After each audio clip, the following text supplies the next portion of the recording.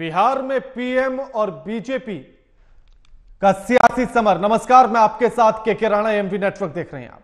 बुध की धरती पर लोकसभा चुनाव से पहले सियासी पारा बढ़ता जा रहा है।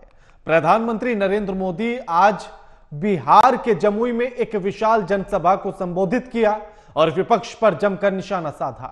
उन्होंने कहा कि एक तरफ कांग्रेस और आरजेडी जैसी पार्टियां हैं जिन्होंने अपनी सरकार के समय पूरी दुनिया में देश का नाम खराब किया था, दूसरी तरफ बीजेपी है और एनडीए है जिसका एक ही लक्ष्य है, विकसित भारत का निर्माण करना। और बात पूर्णिया सीट की करें तो पप्पू यादव ने पूर्णिया को बिहार के राजनीति का नया अखाड़ा बना दिया, जिसमें खुद तो मैदान में उतरने का ऐलान किया ही है, कांग्रेस और आरजेडी को भी आमने सामने लाकर खड़ा कर दिया। इसी मसले पर हम चर्चा करेंगे, लेकिन उससे पहले ये रिपोर्ट देखिए।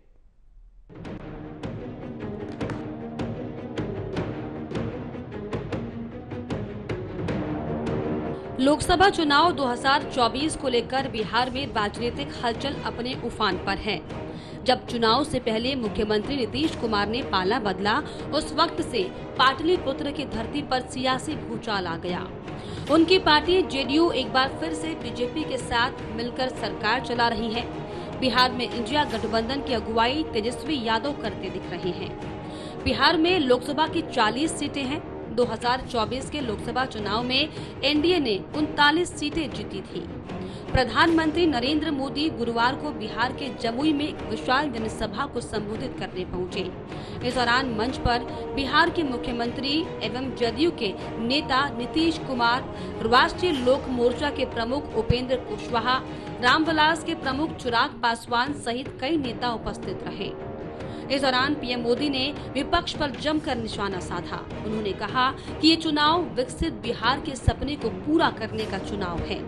एक तरफ कांग्रेस और राजद जैसी पार्टियां हैं जिन्होंने अपनी सरकार के समय पूरी दुनिया में देश का नाम खराब किया था, तो दूसरी तरफ बीजेपी और एनडीए है जिसका एक ही लक्ष्य है, विकसित भारत का निर्माण करना। ये चुनाव विकसित बिहार के सपनों को पूरा करने का चुनाव है। ये चुनाव विकसित भारत के संकल्प को मजबूत करने का चुनाव है। आज एक और कांग्रेस और आरजेडी जैसी पार्टियां हैं जिन्होंने अपनी सरकार के समय पूरी दुनिया में देश का नाम खराब किया था। दूसरी ओर बीजेपी और एनडीए है जिसका एक ही लक्ष्य है, विकसित भारत का निर्माण, खुशहाल बिहार का निर्माण। लोकसभा चुनाव के दूसरे चरण में नामांकन का आज आखिरी दिन है। पप्पू यादव ने पूर्णिया को बिहार की राजनीति का नया अखाड़ा बना दिया है, जिसमें खुद तो मैदान में उतरने का ऐलान किया ही, कांग्रेस और आरजेडी को भी आमने सामने ला दिया। पप्पू यादव ने अपनी तरफ से तो पूरा ही बंदोबस्त किया था, लेकिन ऐन वक्त पर लालू यादव ने पेंच फंसा दिया और कांग्रेस तो बस मुंह देखती रह गई। इसी बीच बिना नाम लिए पप्पू यादव ने लालू तेजस्वी पर हमला करते हुए कहा कि हर परिवार के बच्चों को खुश रखने का मेरा संकल्प है, हर परिवार के लिए जीने और कोसी सीमांचल को बिहार में नंबर 1 बनाने का मेरा लक्ष्य है, हर तरह के भ्रष्टाचार को मिटाना मेरा लक्ष्य है। वहीं तेजस्वी यादव का ये कहना है कि हमारा अपना दल है, अपना गठबंधन है, जो हमारे खिलाफ है समझिए वो बीजेपी के साथ है। इसी बीच सवाल ये कि लोकसभा चुनाव में ये लड़ाई किसके माथे पर जीत का सेहरा बांधने वाली है? क्या इस लड़ाई के सहारे बीजेपी की विजय रथ को रोकने में जो इंडी गठबंधन के नेता बिहार में एकजुट होने का नाटक कर रहे हैं, कितने कामयाब हो पाएंगे? Desk report, EMV network.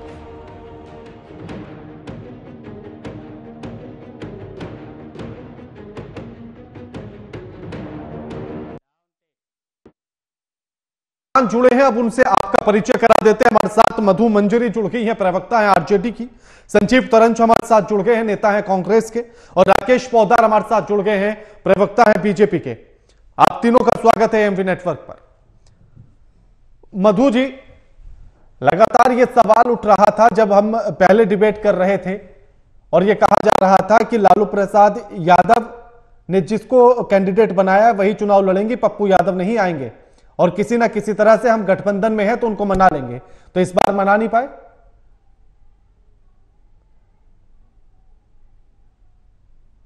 गठबंधन हुआ है, जैसे हमारे नेता ने भी बोले, किसी व्यक्ति विशेष से नहीं हुआ है।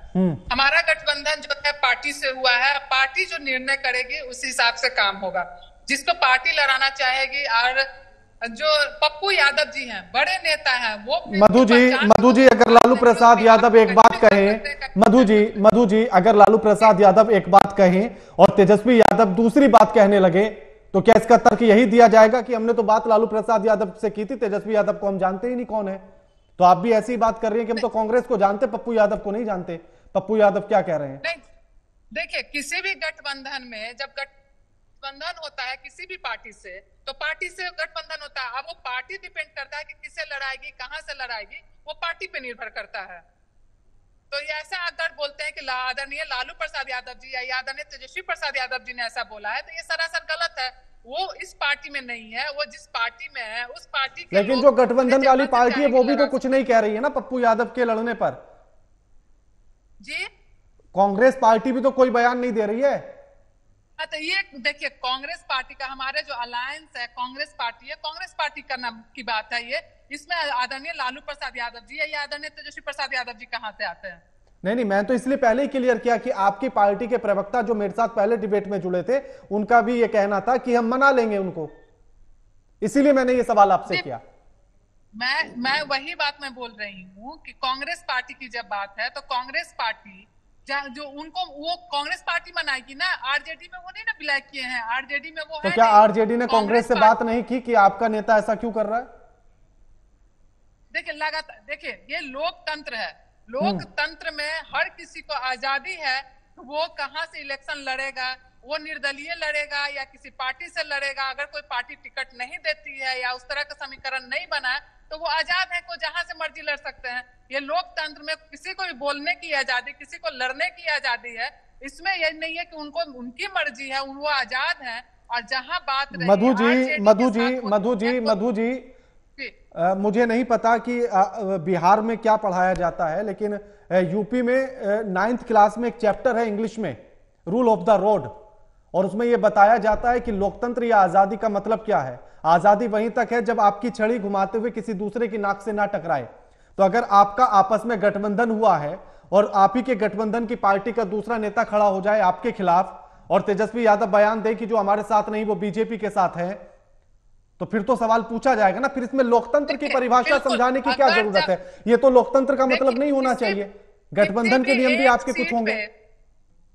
किसी भी एक सीट पे बहुत सारे नेता, बहुत सारे दल के लोग खड़े रहते हैं। जो भी राजनीति कर रहा है, जो भी पार्टी के लोग हैं, एक सीट पे हर कोई तैयारी करता है। लेकिन जब पार्टी का जब डिसीजन हो जाता है कि इस लोकसभा हो या विधानसभा हो कि यहाँ से ये कैंडिडेट होंगे, तो पार्टी का मतलब ये होता है, पार्टी में उसका मतलब होता है कि जिसको आप समर्थन करें। लेकिन जब आप समर्थन नहीं कर रहे हैं तो इसका मतलब है कि आप पर्सनल जो बेनिफिट के लिए आ रहे हैं, खुद के लिए सोच रहे हैं, पार्टी के हित में। तो मैं मंजू जी आपसे मैं ये जानना चाहता हूं कि क्या पप्पू यादव बीजेपी के साथ है या कांग्रेस पार्टी बीजेपी के साथ है? क्योंकि बयान बीजेपी का भी नहीं आया उन्हें रोकने को लेकर, उनको मनाने को लेकर, या वो निर्दलीय चुनाव लड़ रहे हैं तो उसके खिलाफ कुछ उन्होंने कहा हो या कुछ बात कही हो।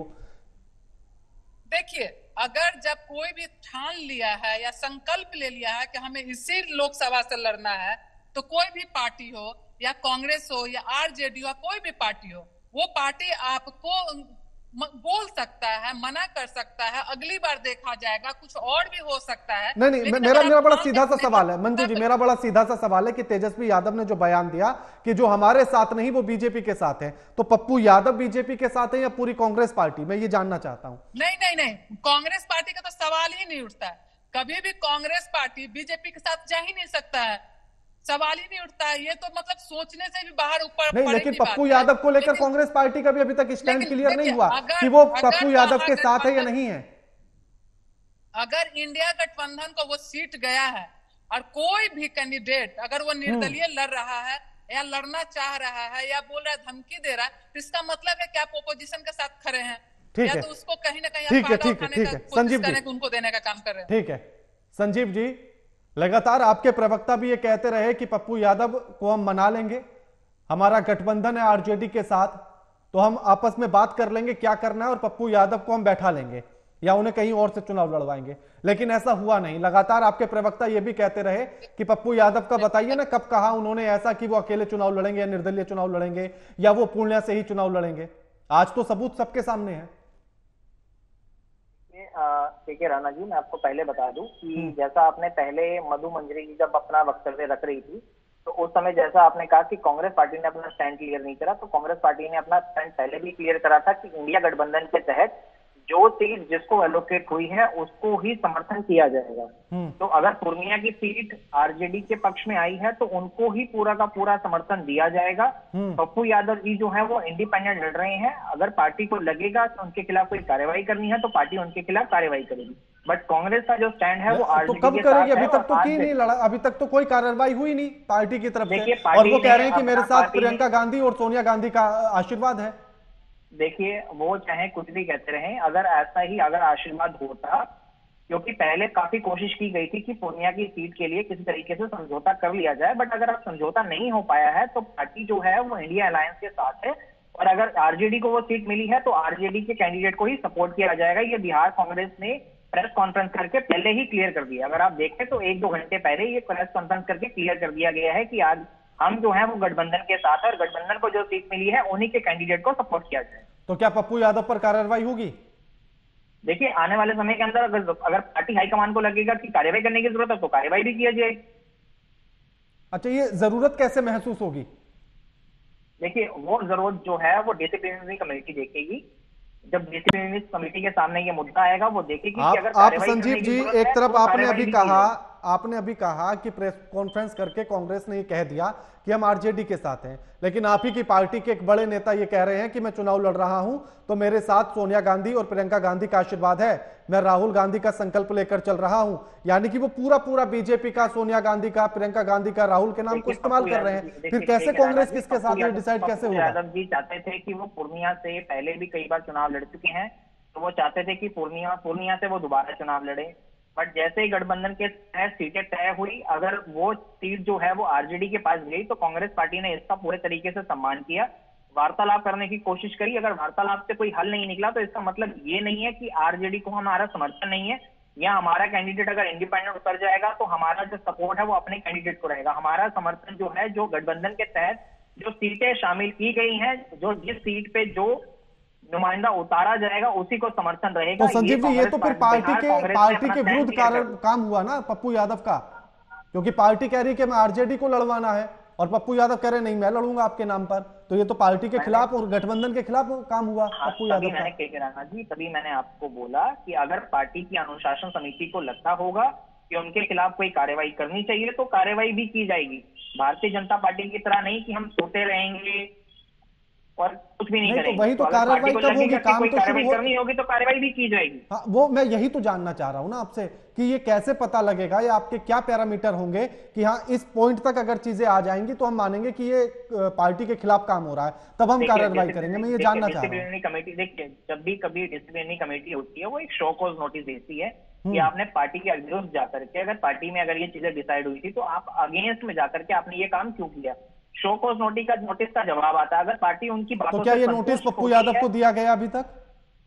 देखिए, अभी आज उन्होंने नॉमिनेशन फाइल किया है, हाँ। तो आने वाले समय के अंदर वो भी दे दिया जाएगा। तो आप खबर तो करिए।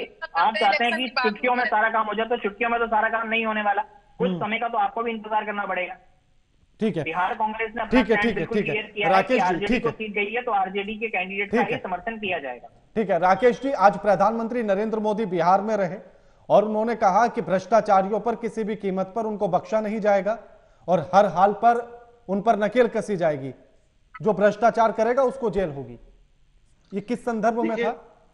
देखिए राणा जी, बिल्कुल उन्होंने सही कहा। उन्होंने कहा इस तरह आप देख सकते हैं कि रामलीला मैदान के अंदर जितनी 28 दलों के लोग बैठे हुए थे, चाहे अरविंद केजरीवाल जी के समर्थन में थे, और इन्होंने एक रैली में देखा गया तो सारे भ्रष्टाचारी लोग बैठे हुए थे और सभी लोग के नेता और राजनीति भ्रष्टाचार के गुरु लालू प्रसाद यादव तो क्या जी थे। क्या राकेश जी क्या उस रैली में अजित पवार, छगन भुजबल, शुभेंदु अधिकारी, हिमंता विश्व शर्मा ये लोग भी थे? नहीं, उस रैली में नहीं थे, वो तो भारतीय जनता पार्टी के लोग हैं। और उसके बाद नहीं, लेकिन भारतीय जनता पार्टी ने ही उन पर भ्रष्टाचार के आरोप लगाए, इसलिए मैंने आपसे पूछा। आपने कहा कि सभी भ्रष्टाचारियों पर कार्रवाई होगी और जेल जाएंगे, तो आपने कहा कि रामलीला मैदान में वो सब बैठे थे, तो मुझे लगा शायद मैं नहीं देख पाया हूं, तो मैं आपसे क्लियर कर लूं कि आपके हिसाब से वो भी भ्रष्टाचारी हैं।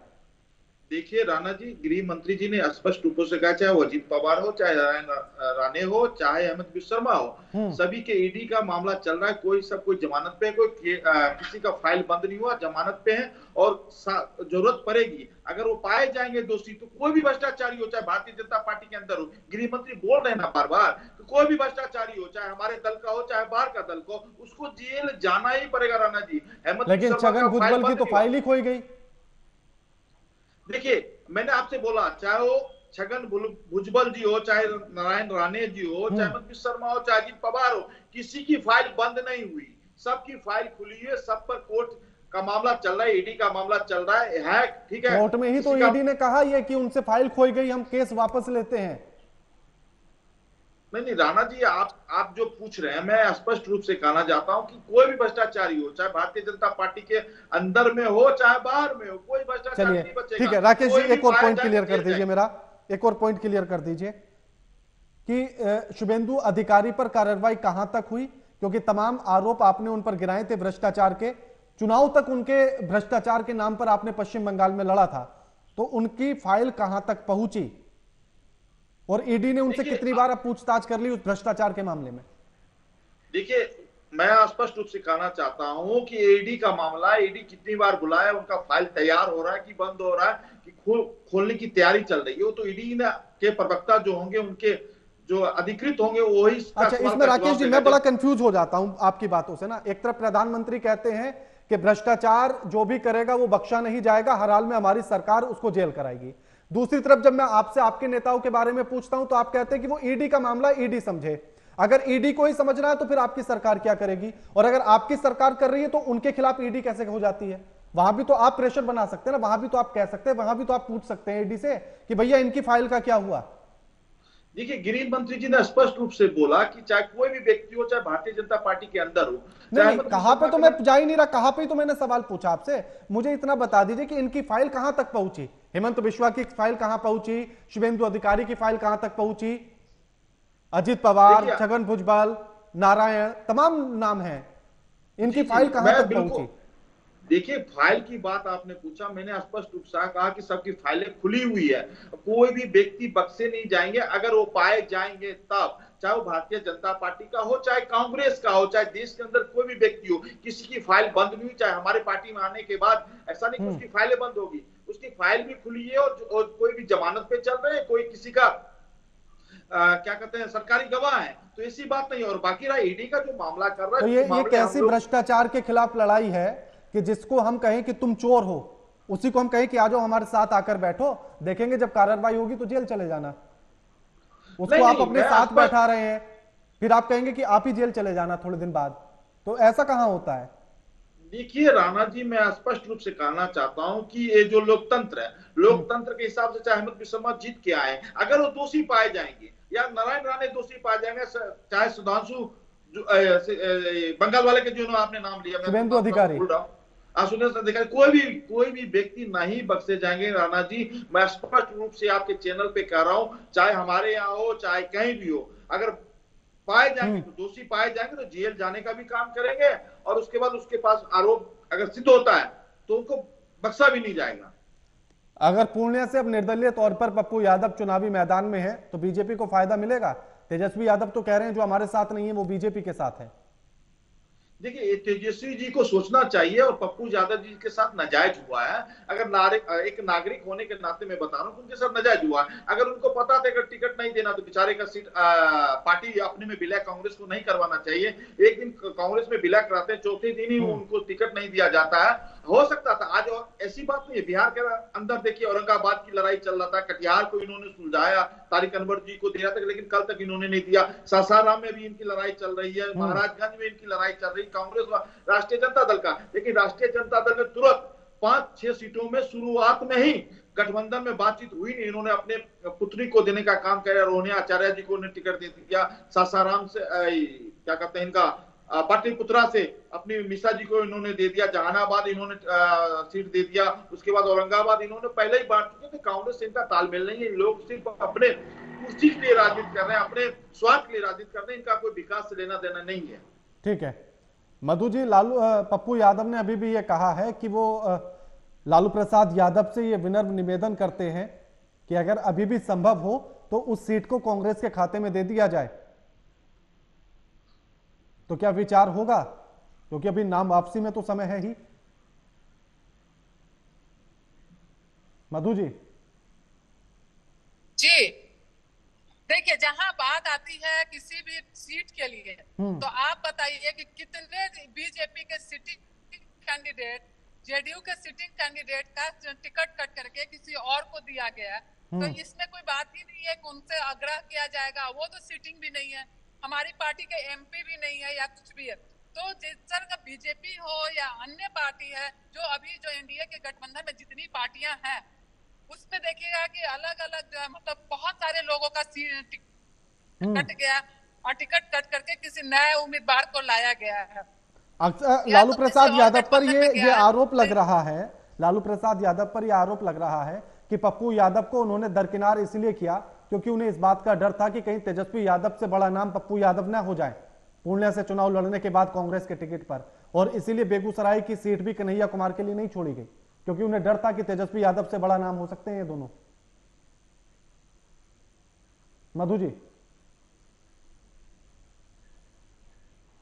मधु जी आवाज मिल रही है मेरी? मधु जी सुन पा रही है मुझे? मधु जी सुन पा रही है मुझे? आपकी आवाज, मेरी आवाज आ रही है आपको? बिल्कुल आपकी आवाज आ रही है। मेरा सवाल आपसे यह था मधु जी, हाँ बोलिए, कि लालू प्रसाद यादव पर विपक्षी पार्टियों के आरोप ये हैं, उनका ये कहना है कि इसलिए पप्पू यादव को टिकट नहीं दिया गया या दरकिनार किया गया क्योंकि वो ये जानते हैं कि अगर पप्पू यादव कांग्रेस के टिकट पर चुनाव लड़ेंगे तो वो तेजस्वी यादव से बड़े नेता हो सकते हैं, और कन्हैया कुमार की बेगूसराय की सीट भी इसीलिए अपने खाते में ली, उन्हें डर था कि कन्हैया कुमार भी तेजस्वी यादव से बड़े नेता ना हो जाए। अच्छा एक बात बताइए, अगर पप्पू यादव जी अगर आदरणीय लालू प्रसाद यादव जी से बड़े नेता हो जाएं, एक एमपी बन जाने से, तेजस्वी यादव का नाम लिया, तेजस्वी यादव जी से बड़े नेता हो जाए, ये तो एक कहता है कि मजाक वाली बात है। जो इंसान खुद एक सीट के लिए लड़ रहा है, खुद के एक सीट के लिए लड़ने के लिए लड़ रहा है कि उनको एक सीट मिल जाए, पूर्णिया ही मिल जाए, अगर तेजस्वी यादव जी के कद के हैं तो वो कहीं भी जा सकते हैं। वो पटना जो उनकी स्वागत है, पटना साहिब भी गया है, पटना साहिब भी कांग्रेस के खाते में गया, तो वहां के लड़के पटना में बहुत काम किए हैं। अगर इतना ही बड़े नेता हैं तो उनको एकदम होकर कहीं से भी लड़ना चाहिए। पटना साहिब लोकसभा क्षेत्र भी है, गया है आपको कांग्रेस के पक्ष में ही, तो कांग्रेस से आकर के वो लड़ सकते हैं, बड़े नेता है। अगर बात करते हैं तेजस्वी प्रसाद यादव जी, तेजस्वी प्रसाद यादव जी जो है आज भी याचक की भूमिका में नहीं है, वो वाचक की भूमिका में है, और कुछ भी हो जाए आदरणीय तेजस्वी प्रसाद यादव जी के लेवल का तो नहीं हो सकते हैं, लेकिन हाँ बड़े नेता हैं, पहचान है उनकी, हम आज भी उनसे आग्रह करेंगे। आपको पूरा बिहार जानता है, अब बिहार में कहीं से भी आप लड़ सकते हैं, लड़िए, जिद क्या है कि भाई ठीक है पूर्णिया से ही लड़ना है। अब पूर्णिया के नेता, मतलब इसका मतलब ये होता है कि आदरणीय नहीं, लेकिन ये कहा जाता है कि पप्पू यादव पूर्णिया के साथ साथ पूरे सीमांचल पर असर रखते हैं, कोसी इलाके पर भी असर रखते हैं, और इसलिए ऐसा ना हो कि यादव नेता वहां से तेजी के साथ उभरने लगे पप्पू यादव के तौर पर। जी, सीमांचल और कोसी के पूरे क्षेत्र पर असर होगा अगर वहां से एमपी के तौर पर जीतते हैं तो पप्पू यादव। जी बिल्कुल ही असर नहीं होगा, कि ऐसा नहीं है कि उधर उनका असर हो जाएगा। वो पहले भी उस क्षेत्र से एमपी रह चुके हैं, विधायक रह चुके हैं, उनकी पत्नी भी रह चुकी है, लेकिन कोई भी प्रभाव नहीं पड़ा। अगर वो अकेले लड़े तो ठीक है संजीव जी ऐसा कौन सा फॉर्मूला था कि आपने पप्पू यादव के लिए उस सीट को मांगा लेकिन आरजेडी मानी नहीं? देखिए राणा जी, मैं आपको एक बात बताना चाहता हूँ। गठबंधन में जब 2 से 3 पार्टियां जो मिलकर के किसी एक राज्य के अंदर चुनाव लड़ती हैं तो वो अपनी अपनी मांगे रखते हैं और अपना अपना दबदबा बताती हैं कि वो किन किन सीटों पे चुनाव लड़ना चाहती है। तो उन्हीं बातों को ध्यान में रखते हुए कुछ सीटें एक पार्टी को मिलती हैं, कुछ सीटें दूसरी पार्टी को मिलती हैं। तो अगर पूर्णिया की सीट के लिए कांग्रेस ने कोशिश की थी कि पप्पू यादव जी को मिल जाए, बट अगर कांग्रेस की अगर कोशिशें अगर नाकाम रही तो इसका मतलब ये नहीं है कि हम गठबंधन का हिस्सा नहीं है या हमारा कोई नहीं, मैंने तो इसीलिए पूछा ना कि आपने अपने पॉइंट्स रखे होंगे, लेकिन उस पर आरजेडी ने भी अपने पॉइंट्स रखे होंगे, तो वो कौन से पॉइंट्स थे जो आरजेडी के आपको मजबूत लगे और जिसकी वजह से आपने कहा चलिए ठीक है, अगर आप कह रहे हैं तो आप ही रख लीजिए? देखिए, वो जब बैठ करके पूरी सारी की सारी बातें हुई होंगी तो उसमें कुछ ना कुछ तो हाईकमान को लगा होगा कि अगर आरजेडी को अगर अपनी दावेदारी अगर ज्यादा सटीक तरीके से रख पा रही है उस सीटों के ऊपर, तभी हाईकमान ने या कांग्रेस पार्टी ने वो सीट जो है वो आरजेडी को दी है। तो अगर वो सीट अगर आरजेडी को दी है तो कांग्रेस पार्टी उन बातों का सम्मान करती है और मेरा पूरा मानना है कि पप्पू यादव जी को आने वाले समय के अंदर मना लिया जाएगा और वो अपना नामांकन जो है वो वापस ले लेंगे और कहीं और से चुनाव लड़ने की तैयारी करेंगे। ठीक है राकेश जी, पप्पू यादव क्या इतने छोटे नेता हैं? जिस तरह से हल्के में लिया गया, उन्होंने पार्टी तक का विलय कर लिया, लेकिन उसके बाद भी उन्हें दरकिनार ही करते रहे अभी तक, और वो अभी भी कह रहे हैं कि कांग्रेस के आशीर्वाद से जीतेंगे, कांग्रेस का झंडा लहराएंगे, लेकिन कांग्रेस कह रही है कि हम आरजेडी के साथ हैं। देखिए राणा जी, प्रश्न आपका बिल्कुल अच्छा है। पप्पू यादव जी 1996 में निर्दलीय जीते थे, 99 में निर्दलीय जीते थे और 2 बार के वहां के पूर्णिया के वो सांसद रहे। उसके जस्ट बगल वाला सीट उनकी धर्मपत्नी रंजीता रंजन जी भी सांसद रही और पप्पू जी खुद बिहार से 3 बार सांसद बनने का भी उन्होंने काम किया। मैं छोटी सी बात बता रहा हूँ, हमारी बहन ने बोली राष्ट्रीय जनता दल की कि तेजस्वी जी बहुत बड़े नेता है, तो तेजस्वी जी राघोपुर क्यों ही चुनते हैं, मीसा जी क्यों पाटलिपुत्रा चुनते हैं, रोनिया आचार्य जी क्यों सारण चुनते हैं, और तेज प्रताप जी की मैं बात कर रहा हूं। तेज प्रताप जी महानार से चुनाव लड़े थे विधानसभा, उन्होंने कोई काम नहीं किया, चले गए हसनपुर लड़ने की बात। तो कितने बड़े नेता हैं, इसकी बात आप भी बताइए, तेजस्वी जी की बात आप बताइए। आप इतने बड़े नेता बता रहे हैं, ठीक है, तो मैं कहना चाहता हूं कि तो निर्दलीय 2 बार के सांसद रहे, एक बार उन्होंने 3 बार सांसद बनने का काम किया। ठीक है। शुक्रिया आप सभी मेहमानों का हमारे साथ इस चर्चा में जुड़ने के लिए और ये तमाम बातचीत करने के लिए। लेकिन बिहार की जमीन से जहां प्रधानमंत्री नरेंद्र मोदी ने हुंकार भरी, भ्रष्टाचार पर निशाना साधा और विपक्ष पर सीधा सीधा तौर पर निशाना किया, वहीं पूर्णिया पर निर्दलीय तौर पर चुनावी मैदान में उतरे पप्पू यादव ने कहीं ना कहीं इंडिया गठबंधन के गणित को तो बिगाड़ दिया है। और तेजस्वी यादव का कहना है कि जो हमारे साथ नहीं वो बीजेपी के साथ है, तो क्या इसका फायदा बीजेपी को मिलेगा या पप्पू यादव अपने दम पर सीट निकालेंगे? ये देखना होगा। लगातार खबरों के लिए देखते रहिए एएमपी नेटवर्क। नमस्कार।